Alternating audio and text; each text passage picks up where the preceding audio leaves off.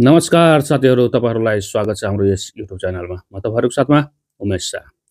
आज चाहिँ हामी कुरा गर्छौँ जुन हिजो म्याच भएको थियो भारत र साउथ अफ्रिकाको बिचमा। त्यसमा चाहिँ भारतले चाहिँ जुन 76 रनले हार्यो, त्यो आखिर के कारणले चाहिँ हार्यो? कहाँ गल्ती भारतबाट भयो, जसको परिणामस्वरूप भारतले चाहिँ 20 ओभरसम्म पनि खेल्न सकेन। आज त्यही सेरोफेरोमा चाहिँ हामी कुरा गर्नेछौँ यस भिडियोमा। सबभन्दा पहिला चाहिँ साउथ अफ्रिकाले ब्याटिङ गरेको थियो, जसमा हामी हेर्छौँ भने पावर प्लेमै 3 विकेट गइसकेको थियो र 41 रन मात्रै बनेको थियो। भनेपछि 20 रनमा चाहिँ 3 विकेट गइसकेको थियो। तर त्यसपछि चाहिँ डेभिड मिलर र ब्रेविसले एउटा राम्रो चाहिँ साझेदारी गरियो, जसमा चाहिँ डेभिड मिलरले 35 बलमा चाहिँ 63 रन बनायो भने ब्रेविसले चाहिँ 29 बलमा चाहिँ 45 रन बनायो र लास्टमा आएर चाहिँ स्टबले चाहिँ 24 बलमा चाहिँ 44 रन बनाएर गयो। भनेपछि माथिल्लो उपरी क्रमको चाहिँ ब्याटरले चाहिँ रन नबनाए पनि चाहिँ मिडल अर्डरले चाहिँ साउथ अफ्रिकाको लागि चाहिँ एकदम राम्रो चाहिँ रन बनायो, जसको परिणामस्वरूप के हो भने साउथ अफ्रिकाले चाहिँ भारतको लागि 187 रनको चाहिँ टार्गेट सेट गरिदियो र यति ठुलो टार्गेट आइसिसी टी20मा चाहिँ भारतले एकपटक पनि चेज गरेको छैन हालसम्म। त्यतिखेर नै भारतमाथि चाहिँ दबाब परिसकेको थियो र हामी बलरको कुरा गर्छौँ भने दुईटा बलर बाहेक अरू सबैले चाहिँ धेरै राम्रो चाहिँ रन दियो साउथ अफ्रिकाको लागि। जस्तै हामी हेर्छौँ भने वरुण चक्रवर्तीले चाहिँ 4 ओभरमा 47 रन दियो, 1 विकेट निकालियो। वाशिंगटन सुन्दरले चाहिँ 2 ओभरमा 17 रन दिएछ। हार्दिक पाण्ड्याले चाहिँ 4 ओभरमा 45 रन दिएछ भने शिवम दुबेले चाहिँ 2 ओभरमा 32 रन दिएछ र 1 विकेट लिएको छ।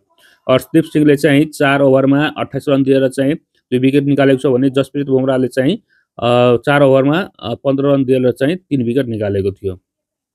र अब हामी कुरा गर्छौँ भने भारतको, त भारतले चाहिँ सुरुवात एकदम खराब गरेको थियो, किनकि ईशान किशनले चाहिँ 0 रनमा चाहिँ आउट भयो र योभन्दा अगाडि ईशान किशनले चाहिँ धेरै राम्रा पारीहरू पनि खेलेका थिए, जुन के भन्छ पाकिस्तानको विरुद्धमा चाहिँ एकदम धुवाँधार चाहिँ ब्याटिङ गरेको थियो। र अभिषेक शर्मा 12 बलमा चाहिँ 15 रन बनाएर आउट भएछ।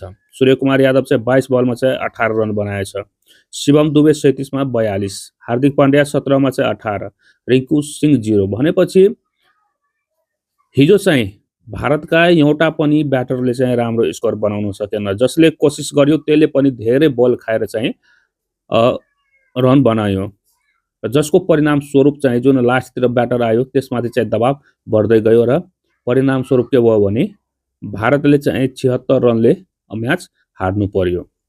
यहाँ हामी हेर्छौँ भने बलर र कप्तानी ब्याटर सबैले चाहिँ राम्रो काम गरेको छैन। एउटा कप्तानी पनि राम्रो भएन, अर्को चाहिँ ब्याटरहरूले चाहिँ रनै बनाउन सकेन। माथिल्लो क्रमको ब्याटरहरूले त एकदमै रनै बनाएन। त्यसपछि चाहिँ हामी हेर्छौँ भने जुन मिडल ओभरको ब्याटरहरू छ त्यो पनि टुकटुक चाहिँ गरी चाहिँ खेलियो र अहिले चाहिँ के ट्रेन्डमा आइराखेको छ भने विराट कोहली र रोहित शर्मा चाहिँ ट्रेन्डमा आएको छ। किनकि जुन यो गेम भारतले हार्यो त्यसपछि चाहिँ सबै दर्शकहरूलाई चाहिँ के महसुस भइराखेको छ भने यदि यस्तो परिस्थितिमा यदि विराट कोहली अथवा रोहित शर्मा भइदिएको भयो भने हिजोको म्याच चाहिँ भारतले जित्न सक्थ्यो। किनकि योभन्दा अगाडि पनि जब प्रेसरवाला म्याच भयो त्यतिखेर चाहिँ विराट कोहलीले चाहिँ राम्रो चाहिँ पर्फर्मेन्स गरेर दिएको थियो र खास गरेर चेजमा विराट कोहलीलाई चाहिँ चेज मास्टर भन्ने गरिन्छ।